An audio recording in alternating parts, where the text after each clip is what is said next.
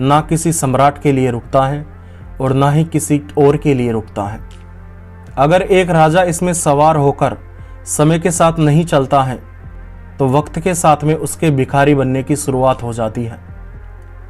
एक महाविद्वान व्यक्ति जो वक्त के इस हवाई जहाज में सफर करने के बजाय रुक जाता है, उसके मूर्ख बनने की प्रक्रिया शुरू हो जाती है।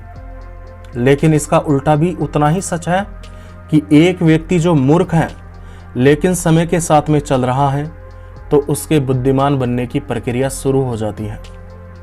एक व्यक्ति जो भिखारी है लेकिन अपने समय का प्रयोग राजा बनने के लिए कर रहा है तो उसके राजा बनने की प्रक्रिया शुरू हो जाती है। चलता हुआ आदमी सुरक्षित रहता है, जो रुक जाता है वह आदमी बर्बाद हो जाता है।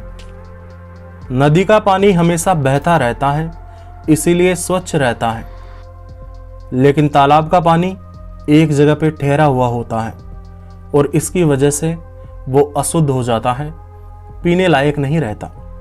एक इंसान जो लगातार प्रयास करता रहता है वह निखरता चला जाता है और एक इंसान जो आलस करने के चक्कर में पड़ जाता है वह खत्म हो जाता है।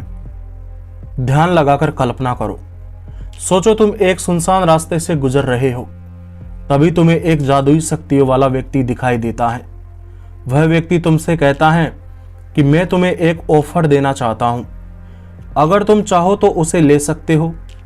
आप उसे कहते हो कि क्या ऑफर देना चाहते हो, तो वह आपसे कहता है कि तुम मुझसे जितनी रकम चाहो उतनी रकम मांग सकते हो। तुम चाहे मुझसे 100 करोड़ मांगो, 200 करोड़ मांगो या 500 करोड़ मांगो, मैं तुम्हें वो तुरंत प्रदान कर दूंगा। लेकिन शर्त यह है कि उसके बाद में मैं अगले दिन तुम्हारी जान ले लूंगा। तुम्हें उन पैसों को अगले 24 घंटों में ही खर्च करना होगा, उसके बाद में मैं तुम्हारी जान ले लूंगा। अगर तुम्हें यह मंजूर हो तो हम बात को आगे बढ़ाएं। तो आप क्या जवाब देना चाहेंगे?